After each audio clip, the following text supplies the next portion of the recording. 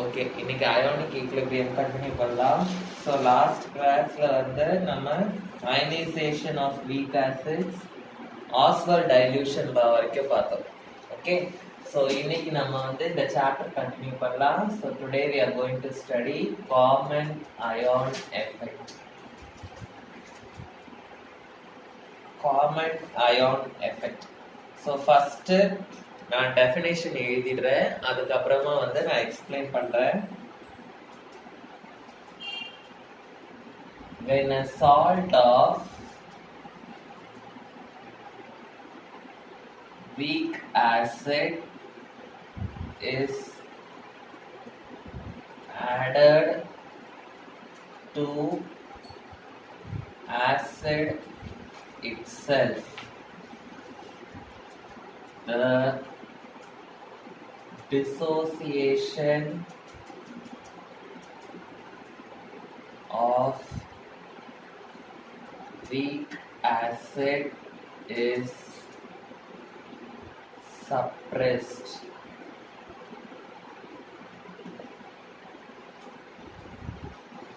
So இந்த definition பாருங்க, ஒரு weak acid இருக்கும். அந்த வீக் ஆசிட் கூட நம்ம என்ன ஆட் பண்ண போறோம்னா, அந்த வீக் ஆசிடோட ஏதாவது ஒரு சால்ட்டை ஆட் பண்ண போறோம். ஸோ ஒரு வீக் ஆசிட் இருக்கும், அந்த வீக் ஆசிட் கூட அந்த வீக் ஆசிடோட சால்ட் ஏதாவது நம்ம ஆட் பண்ண போறோம். அப்படி ஆட் பண்ணோம்னா என்ன ஆகும் அப்படின்னா, அந்த வீக் ஆசிடோட டிசோசியேஷன் அந்த வீக் ஆசிட் வந்து பிரியும்ல, அந்த டிசோசியேஷன் வந்து சப்ரஸ்ட்னா கம்மியாயிடும் அப்படின்னு அர்த்தம். ஓகே, சோ அததான் வந்து நம்ம என்னன்னு சொல்லுவோம் அப்படின்னா காமன் அயான் எஃபெக்ட் அப்படின்னு சொல்லுவோம். சோ நான் ஒரு எக்ஸாம்பிள் எடுத்துக்க போறேன். நான் எடுத்துக்க போற வீக் ஆசிட் வந்து அசிட்டிக் ஆசிட் CH3COOH. சோ இந்த வீக் ஆசிட்ல நான் வந்து என்ன ஆட் பண்ண போறேன்னா, இந்த வீக் ஆசிடோட ஏதோ ஒரு சால்ட்டையே வந்து நான் திரும்ப ஆட் பண்ண போறேன். ஸோ இந்த அசிட்டிக் ஆசிட்ல நான் ஆட் பண்ண போற சால்ட் வந்து CH3COONA. ஸோ இந்த சால்ட்டோட பேர் வந்து சோடியம் அசிட்டேட். ஸோ இந்த மாதிரி ஒரு வீக் ஆசிடோட சால்ட்டை அந்த வீக் ஆசிடுக்குள்ளேயே நான் ஆட் பண்ணேன் அப்படின்னா, இந்த வீக் ஆசிடோட டிசோசியேஷன் வந்து என்ன ஆயிடும், சப்ரஸ் ஆயிடும். ஸோ அதுதான் வந்து நம்ம பார்க்க போறோம். ஸோ அசிட்டிக் ஆசிட் வந்து week acid. So weak acid அப்படின்னா it will not be completely dissociated அப்படின்னு அர்த்தம். So acidic acid ஓட dissociation நான் வந்து எப்படி represent பண்ணலாம்? Acetic acid is not completely dissociated.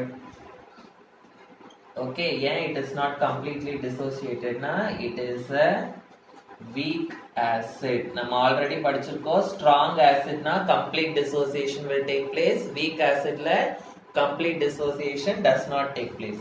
So acetic acid வந்து எப்படி dissociate ஆகும், CH3COOH அப்படின்னு இருக்கிறது.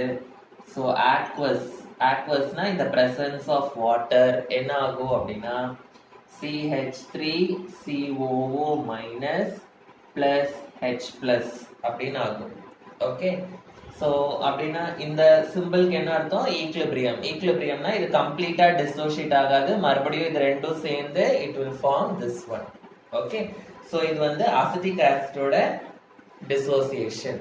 ஏன் இந்த ஆரோ யூஸ் பண்றேன், ஏன்னா complete dissociation does not take place.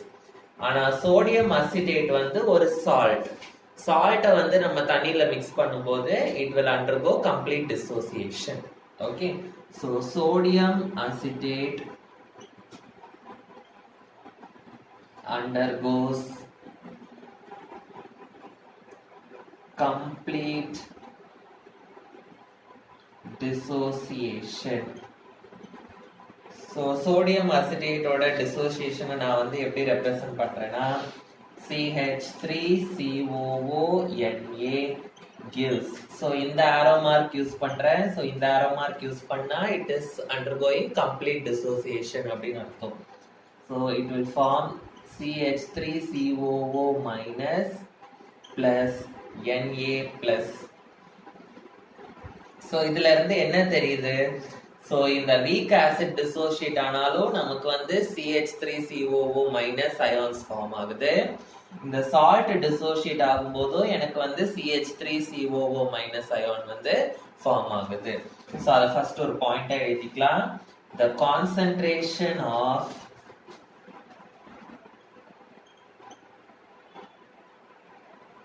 CH3COO minus ions வந்து increases.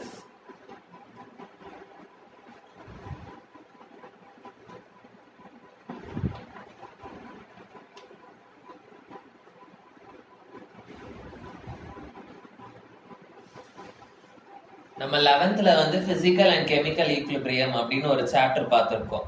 அதுல வந்து நம்ம என்ன படிச்சிருக்கோம் அப்படின்னா, பிசிக்கல் ஈக்விலிபிரியமா இருந்தது அப்படின்னா இல்ல ஒரு கெமிக்கல் ஈக்விலிபிரியமா இருந்தது அப்படின்னா இந்த சைடு எவ்வளவு அமௌண்ட் ஆஃப் சப்ஸ்டன்ஸ் இருக்கோ அதே அமௌண்ட் ஆஃப் சப்ஸ்டன்ஸ் வந்து இந்த சைடு இருக்கணும் அப்படின்ற மாதிரி நம்ம படிச்சிருக்கோம். ஓகே, சோ இப்போ இந்த சைடு வந்து CH3COOH எவ்வளவு இருக்கோ அதே அமௌண்ட் ஆஃப் சப்ஸ்டன்ஸ் வந்து அது டிசோசியேட் ஆனாலும் நமக்கு கிடைக்கும். ஓகே, அதுதான் வந்து நம்ம ஈக்விலிபிரியம் அப்படின்னு சொல்லுவோம். ஸோ ஈக்விலிபிரியம்னா எவ்வளோ ரியாக்டன்ட் டிசோசியேட் ஆகுதோ அவ்வளோ ப்ராடக்ட் வந்து நமக்கு ஃபார்ம் ஆகும். அதுதான் வந்து ஈக்விலிபிரியம். இப்போ இதனால என்ன ஆகுது, இதுலயும் எனக்கு CH3COO மைனஸ் ஃபார்ம் ஆகுது, இதுலயும் எனக்கு CH3COO மைனஸ் வந்து ஃபார்ம் ஆகுது. ஸோ எனக்கு இந்த அயான் மட்டும் அதிகமாயிடுச்சு. ஸோ இந்த அயான் மட்டும் எனக்கு அதிகமாகிறதுனால என்ன ஆகும், எனக்கு இந்த சைட்ல இருக்க அமௌண்ட் ஆஃப் சப்ஸ்டன்ஸும் இந்த சைட்ல இருக்க அமௌண்ட் ஆஃப் சப்ஸ்டன்ஸும் சேமா இருக்காது. அப்படின்னா என்ன அர்த்தம், the equilibrium வந்து is disturbed அப்படின்னு அர்த்தம். Okay, so the concentration of CH3COO minus ions வந்து இன்க்ரீஸ் ஆகுறதுனால எனக்கு என்ன ஆகுது, the equilibrium வந்து disturbed. equilibriumனா என்ன அர்த்தம், இந்த சைடு எவ்வளவு அமௌண்ட் ஆஃப் சப்ஸ்டன்ஸ் இருக்கோ அதே அமௌண்ட் ஆஃப் சப்ஸ்டன்ஸ் இந்த சைடும் இருக்கணும். இப்போ ஒரே ஒரு CH3COOH பிரிஞ்சதுன்னா எனக்கு ஒரே ஒரு இந்த அயான் மட்டும் தான் கிடைக்கணும். ஆனா இதுவும் வந்து எனக்கு ஃபார்ம் ஆகுறதுனால எனக்கு எக்ஸ்ட்ராவா கிடைக்குது இந்த அயான். ஓகே, சோ அதனால எனக்கு the equilibrium வந்து is disturbed.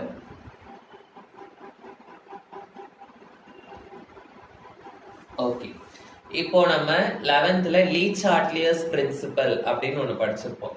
லீச்-ஹார்ட்லியர்ஸ் பிரின்சிபல் வந்து என்ன சொல்லுது அப்படின்னா, எங்கெல்லாம் ஒரு ஈக்விலிபிரியம் வந்து டிஸ்டர்ப் ஆகுதோ அந்த இடத்துல வந்து அந்த ஈக்விலிபிரியம் வந்து அதுவே தன்னை அட்ஜஸ்ட் பண்ணிக்கும். ஓகே, அந்த டிஸ்டர்பன்ஸ வந்து நல்லிஃபை பண்ற மாதிரி அந்த ஈக்விலிபிரியம் வந்து அதையே வந்து என்ன பண்ணிக்கோ, அட்ஜஸ்ட் பண்ணிக்கும். ஸோ அந்த லீச்-ஹார்ட்லியர்ஸ் பிரின்சிபலை ஃபர்ஸ்ட் எழுதிடலாம், அதுக்கப்புறம் அதை எக்ஸ்பிளைன் பண்ணலாம்.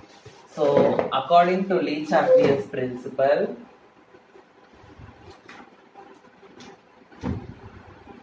according to Leach-Hartley's principle, if an equilibrium is disturbed,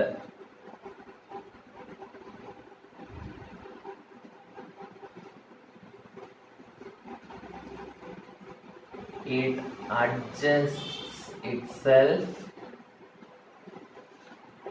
to nullify the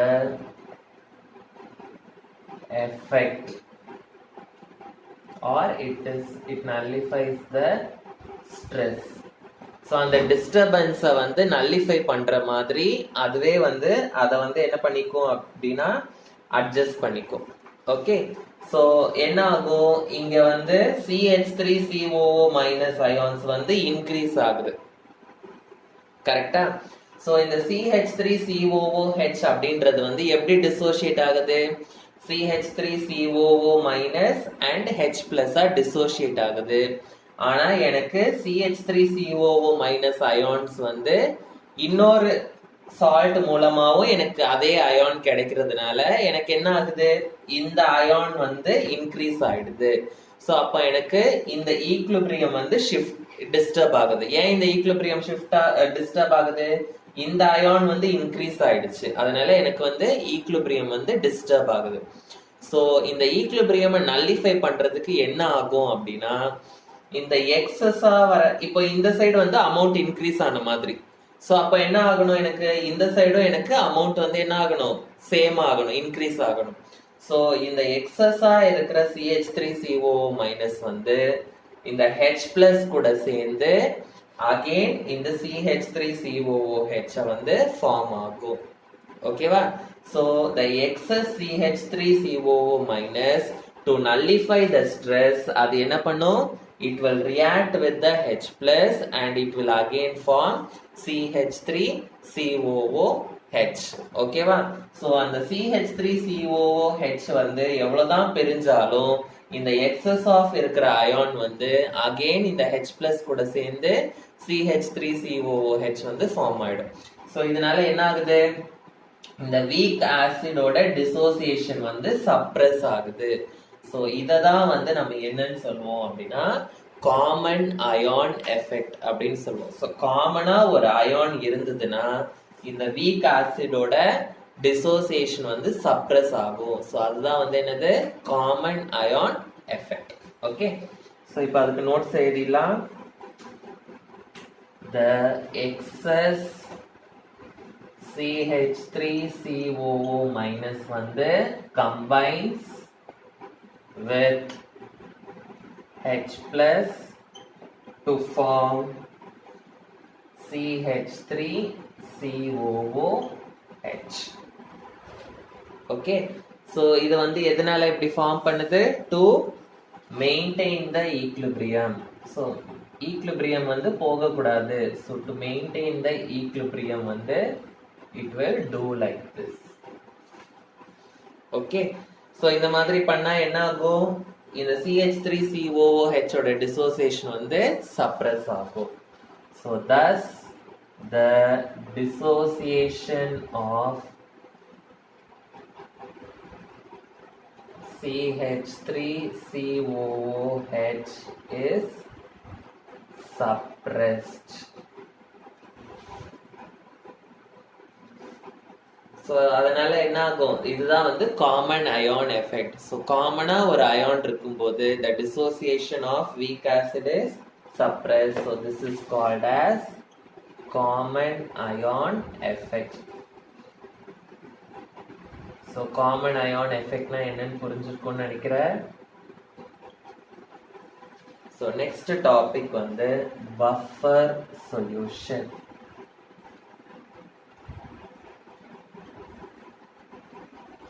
Buffer solution.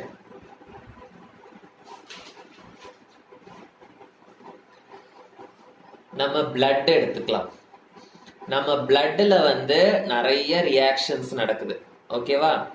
So நிறைய அசிடிக் ரியாக்ஷன்ஸ் நடக்கும், இல்லை நிறைய பேசிக் ரியாக்ஷன்ஸ் நடக்கும், நம்பர் ஆஃப் மெனி ரியாக்ஷன்ஸ் நடக்கும். ஓகே, நம்ம பிளட்ல இருக்கிற செல்ஸ்ல. ஆனாலும் நம்ம பிளட்ல இருக்க pH வந்து என்ன ஆகாது, மாறவே மாறாது, நியூட்ரல் pH தான் இருக்கும். நம்ம பிளட்ல இருக்க pH வந்து அசிடிக்காவும் மாறாது, பேசிக்காவும் மாறாது. Okay, so it will always remain neutral no matter how much our reactions will take place. So எப்படி அந்த பிளட்டால நியூட்ரல் pH வந்து மெயின்டைன் பண்ண முடியுது, ஓகேவா? ஸோ இந்த மாதிரி ஒரு சொல்யூஷன் வந்து பிளட் மாதிரி ஒரு சொல்யூஷன் வந்து எவ்வளோ ரியாக்ஷன் நடந்தாலும் அதோட pH வந்து அதை மெயின்டைன் பண்ணும். ஸோ அந்த மாதிரி ஒரு சொல்யூஷனை தான் நம்ம என்னன்னு சொல்லுவோம், பஃபர் சொல்யூஷன் அப்படின்னு சொல்லுவோம். ஸோ பஃபர் சொல்யூஷன்னா என்னது, a solution which can maintain the pH even if many reactions take place. அதுதான் வந்து buffer solution.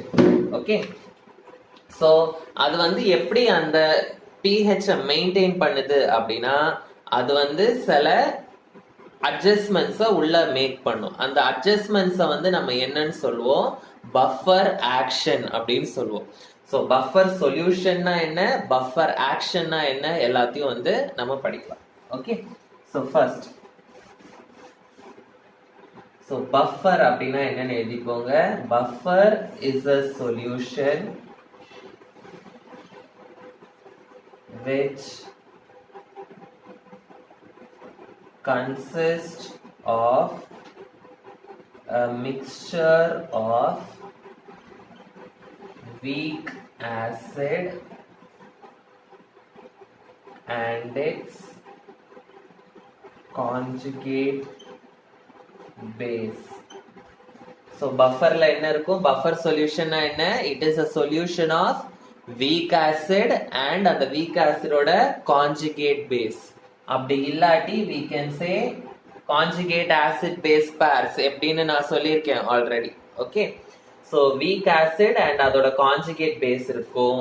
அப்படி இல்லைன்னா we will have a weak base and its conjugate acid. Weak base and its conjugate acid. Okay, so இதுதான் வந்து buffer solution. So இந்த buffer solution வந்து it resists the change in pH. அப்படின்னா என்ன அர்த்தம்? So pH வந்து மாறாம இருக்கிற மாதிரி இது வந்து ரெசிஸ்ட் பண்ணும். ஓகே, ஸோ நம்ம வந்து இந்த சொல்யூஷன்ல என்ன இருக்கும்? வீக் ஆசிடும் அதோட கான்ஜுகேட் பேஸும் இருக்கும். அப்படி இல்லைன்னா வீக் பேஸும் அதோட கான்ஜுகேட் ஆசிடும் இருக்கும். ஸோ இது கூட நம்ம எக்ஸ்ட்ராவா ஒரு ஆசிடோ இல்லை எக்ஸ்ட்ராவா ஒரு பேஸோ ஆட் பண்ணாலும் இந்த pH வந்து மாறாது. ஸோ ஏன் மாறாதுன்னா இட் வில் ரெசிஸ்ட். ஸோ அந்த ரெசிஸ்டிங் ப்ராப்பர்ட்டியை தான் நம்ம வந்து என்னன்னு சொல்லுவோம் அப்படின்னா பஃபர் ஆக்ஷன் அப்படின்னு சொல்லுவோம். Okay, so it resists the change in pH even if a small quantity of extra acid or base is added. எக்ஸ்ட்ராவா ஒரு ஆசிடும் பேஸும் ஆட் பண்ணா கூட அந்த pH வந்து சேஞ்ச் ஆகாம இது வந்து ரெசிஸ்ட் பண்ணும். It is called buffer action. It is called buffer action. So நம்ம bloodல வந்து என்ன buffer இருக்கு அப்படின்னா எழுதிக்கோங்க.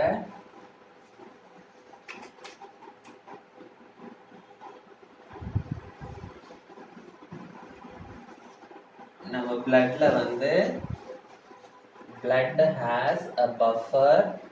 இது 1 மார்க்ல கேட்டா கேட்பாங்க. Blood has a buffer containing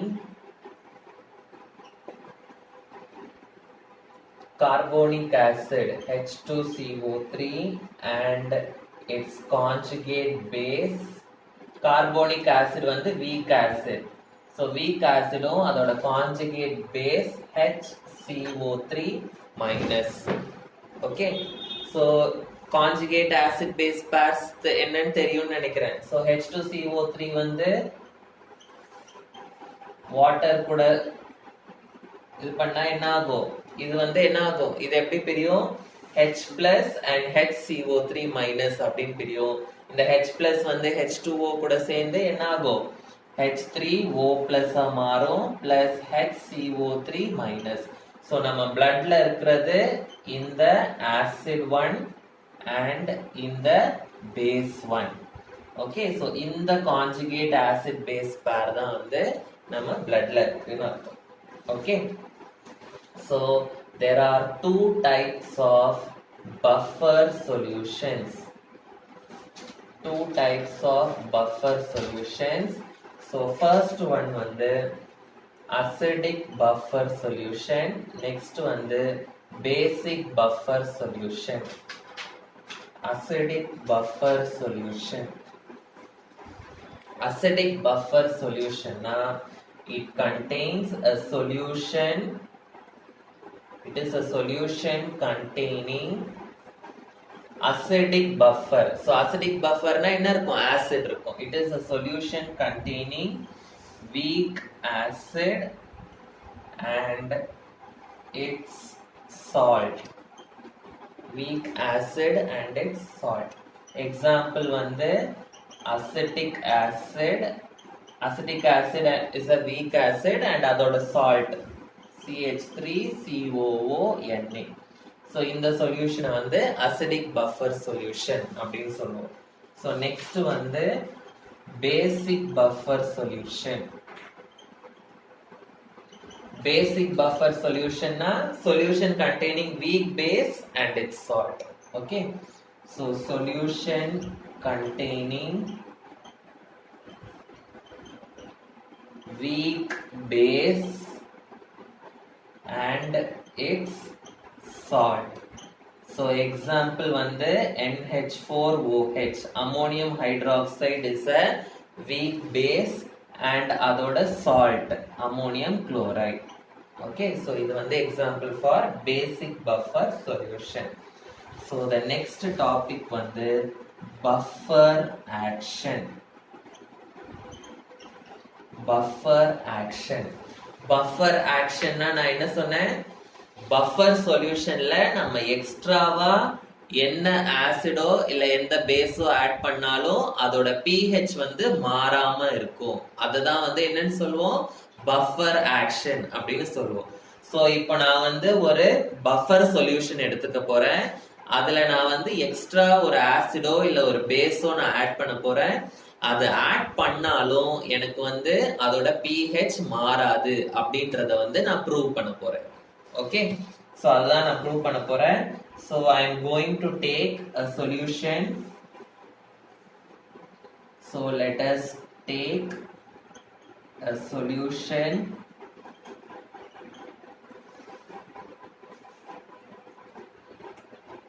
containing CH3COOH and CH3COONA. So நான் சொன்ன மாதிரி CH3COOH and CH3COONA. So இந்த CH3COOH வந்து weak acid, so it will not undergo complete dissociation. நம்ம படிச்சிருக்கோம். So அதனால equilibrium symbol போடணும், CH3COO minus plus H plus. ஆனா இந்த CH3COO என்னன்றது வந்து salt, it will undergo complete dissociation. So அது எப்படி dissociate ஆகும்? CH3COONA complete dissociationன்றதுனால நான் இந்த arrow mark போடுறேன். So I will get CH3COO minus plus Na plus அப்படின்னு கிடைக்கும். So இது வந்து common ion. So இந்த ion வந்து increase ஆகுறதுனால என்ன ஆகும்? ஈக்லிபிரியம் மெயின்டைன் பண்றதுக்காக இது வந்து H plus கூட சேர்ந்து மறுபடியும் it will form the weak acid. So அதை நம்ம எப்படி ரெப்ரசன்ட் பண்ணலாம்? CH3COO minus, இது வந்து excess ion. So இது வந்து will combine with the H plus and it will form CH3COOH. So இது வந்து நம்ம காமன் அயான் எஃபெக்ட்ல படிச்சோம், கரெக்டா? So இந்த காமன் அயான் வந்து இந்த H plus கூட கம்பைன் ஆகி மறுபடியும் இந்த CH3COOH ஃபார்ம் பண்றதுனால the concentration of H plus வந்து does not increase. Concentration of H plus வந்து does not increase. Okay, ஏன் increase ஆக மாட்டேங்குது? Because in the excess ion வந்து it is combining with this H plus and it is forming acid to maintain the equilibrium. So H plus ion increase ஆகாததுனால, H plus ion increase ஆயிடுச்சுன்னா அது வந்து ஆசிடா மாறிடும். H plus ion increase ஆகாததுனால the pH also does not change. The pH also does not change considerably. So இந்த மாதிரி தான் வந்து அந்த pH வந்து என்ன ஆகும்? மெயின்டைன் ஆகும். So buffer action வந்து it is mainly due to the common ion effect. Okay, இதனால தான் வந்து இந்த pH வந்து மெயின்டைன் ஆகும். Suppose so இந்த மாதிரி இந்த pH வந்து மெயின்டைன் ஆயிட்டே இருக்கு. இப்போ நான் எக்ஸ்ட்ராவா ஒரு பேஸ வந்து உள்ள ஆட் பண்றேன். பேஸ் ஆட் பண்ணாலும் எனக்கு வந்து என்ன ஆகணும்? இந்த pH வந்து மெயின்டைன் ஆகணும். So அது மெயின்டைன் ஆகுதா அப்படின்றத பார்க்கலாம். Okay, so if a base is added, என்ன ஆகும்னு பார்க்கலாம். So if a base is added, what will happen? So base வந்து என்ன ஆகும்? It will release OH minus ions. Okay, plus இந்த H plus ion வந்து water கூட சேர்ந்ததுன்னா it will be present as H3O plus. Okay, so இந்த H3O பிளஸ்ல இருந்து இந்த H plus மட்டும் தனியா வந்து இந்த OH கூட சேரும். சேர்ந்ததுன்னா எனக்கு என்ன ஃபார்ம் ஆகும்? இங்க ஆல்ரெடி ஒரு H2O ஃபார்ம் ஆயிடும். இங்க இருந்து ஒரு ஹைட்ரஜன் இங்க வந்ததுன்னா எனக்கு இன்னொரு H2O ஃபார்ம் ஆயிடும். ஸோ எனக்கு H2O லிக்விட் வந்து ஃபார்ம் ஆகும். ஓகேவா? H2O லிக்விட் வந்து எனக்கு ஃபார்ம் ஆகும். ஓகே, ஸோ ஓவரால் ரியாக்ஷன் எழுதலாம். OH minus plus H3O plus gives H2O liquid. Okay, இது வந்து எக்ஸ்ட்ராவா பேஸ் ஆட் பண்ணா. ஓகே, ஸோ எனக்கு இருக்கிற ஆசிட் வந்து எப்படி டிசோசியேட் ஆகும்? CH3COOHன்றது வந்து CH3COO minus plus H3O plus அப்படின்னு டிசோசியேட் ஆகும். கரெக்டா? சோ இந்த ஆசிட் இப்படி தானே டிசோசியேட் ஆகுது. CH3COOH gives CH3COO minus plus H3O plus அப்படின்னு ஆகுது. சி இது வரைக்கும் வந்து எதுவுமே நான் ஆட் பண்ணல. ஆட் பண்ணாம இருந்தா இந்த மாதிரி நடந்து அதுவே வந்து அதோட pH மெயின்டைன் பண்ணிக்கும். ஓகே, இப்போ எக்ஸ்ட்ராவா நான் ஒரு பேஸ் ஆட் பண்றேன். பேஸ் ஆட் பண்ணதுக்கு அப்புறம் எப்படி அதோட pH அது மெயின்டைன் பண்ணுது அப்படின்றத நான் காட்டுறேன் உங்களுக்கு. ஓகே, சோ இந்த ஆசிட் வந்து இப்படி பிரியும். இந்த H3O plus வந்து நம்ம எக்ஸ்ட்ராவா ஆட் பண்ண இந்த பேஸ் கூட சேரும். ஓகே, சேர்ந்து இந்த மாதிரி நியூட்ரலைஸ் ஆயிடும். சோ என்ன ஆகும்? எனக்கு வந்து pH வந்து ஷிஃப்ட் ஆகவே ஆகாது. பேஸ் ஆட் பண்ணலனாலும் இந்த 3 ரியாக்ஷன் நடந்துகிட்டு எனக்கு pH வந்து ஷிஃப்ட் ஆகவே ஆகாது. ஸோ என்னதான் நடந்தாலும் எனக்கு pH வந்து என்ன ஆகாது? ஷிஃப்ட் ஆகாது. ஸோ இதுக்கு ஓவரால் ரியாக்ஷன் எழுதலாம். H3O plus H3O plus வந்து கேன்சல் ஆயிடும். ஸோ எனக்கு என்ன கிடைக்கும்? OH minus plus CH3COOH gives CH3COO minus plus H2O. இதுதான் வந்து என்னோட ஓவரால் ரியாக்ஷன். ஆர் இது வந்து ஆசிட், இது வந்து base. So we can also call it as a neutralization reaction. Okay, so it is a neutralization reaction. Neutralization reactionனா எனக்கு வந்து என்ன ஆகாது? pH வந்து டிஃபர் ஆகாது. ஓகே, ஸோ ஒரு பஃபர் சொல்யூஷன்னா அந்த பஃபர் சொல்யூஷன்ல வந்து ஒரு ஆசிடும் இருக்கணும், பேஸும் இருக்கணும். நம்ம எக்ஸ்ட்ராவா ஆசிட் ஆட் பண்ணோம்னா அந்த பேஸ் வந்து அந்த ஆசிடை நியூட்ரலைஸ் பண்ற மாதிரி இருக்கணும். இல்ல எக்ஸ்ட்ராவா நம்ம ஒரு பேஸ் ஆட் பண்ணோம்னா அந்த ஆசிட் வந்து பேஸை நியூட்ரலைஸ் பண்ற மாதிரி இருக்கணும். ஸோ ஒரு பஃபர் சொல்யூஷனா ஒரு ஆசிடும் இருக்கணும், பேஸும் இருக்கணும். நம்ம எக்ஸ்ட்ராவா என்ன சப்ஸ்டன்ஸ் ஆட் பண்ணாலும் அந்த இன்னொரு சப்ஸ்டன்ஸ் வந்து அதை நியூட்ரலைஸ் பண்ற மாதிரி இருக்கணும். ஓகேவா? நியூட்ரலைஸ் பண்ற மாதிரி இருக்கணும். அட் த சேம் டைம் அதுங்க ரெண்டுமே வந்து என்ன ஆயிடக்கூடாது? கம்பைன் ஆயிடக்கூடாது. அந்த மாதிரி இருக்கணும் பஃபர் சொல்யூஷன். ஸோ அதுவும் உங்க புக்ல கொடுத்துருக்காங்க, அதையும் எழுதிக்கலாம். ஸோ இது புரிஞ்சுதா? ஸோ இந்த absence of an external substance, எந்த சப்ஸ்டன்ஸும் ஆட் பண்றதுக்கு முன்னாடி இந்த 3 ரியாக்ஷன் நடக்கும். இந்த 3 ரியாக்ஷன் நடக்கிறதுனால H பிளஸ் வந்து இன்க்ரீஸ் ஆகாது, pH என்ன ஆகாது? சேஞ்ச் ஆகாது. எக்ஸ்ட்ராவா ஒரு பேஸ் ஆட் பண்ணோம்னா இந்த ரியாக்ஷன்ஸ் நடக்கும். இதுவும் வந்து என்னது? Neutralisation reaction. ஸோ அதனால எனக்கு பேஸ் ஓட கான்சென்ட்ரேஷன் வந்து இன்க்ரீஸ் ஆகாது, நியூட்ரலைஸா தான் இருக்கும். ஸோ இங்கேயும் pH சேஞ்ச் ஆகாது. எது எக்ஸ்ட்ராவா நம்ம ஆட் பண்ணாலும் எனக்கு வந்து pH வந்து சேஞ்ச் ஆகாது. ஸோ அதுதான் வந்து என்னன்னு சொல்லுவோம்? Buffer action. ஸோ pH வந்து எப்பவுமே வந்து சேஞ்ச் ஆகாது. ஸோ பஃபர் சொல்யூஷன் வந்து இட் ஷுட் கண்டெயின் போத்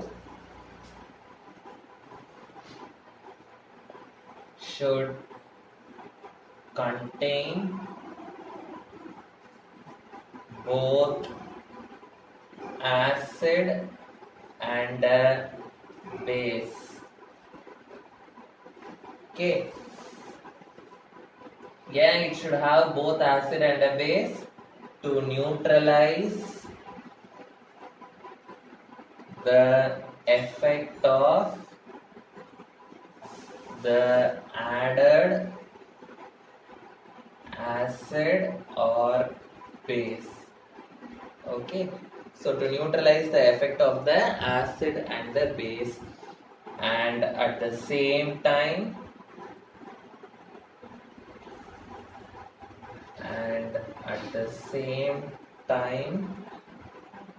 இதுங்க ரெண்டுமே வந்து ரியாக்ட் பண்ணிட கூடாது. Okay, the components should not consume each other. The components should not consume each other. So இது புரிஞ்சிருக்கும்னு நினைக்கிறேன். ஸோ பஃபர் சொல்யூஷன்னா என்ன, காமன் அயான் எஃபெக்ட்னா என்ன, பஃபர் ஆக்ஷன்னா என்ன அப்படின்றது புரிஞ்சிருக்கும்னு நினைக்கிறேன். ஓகே.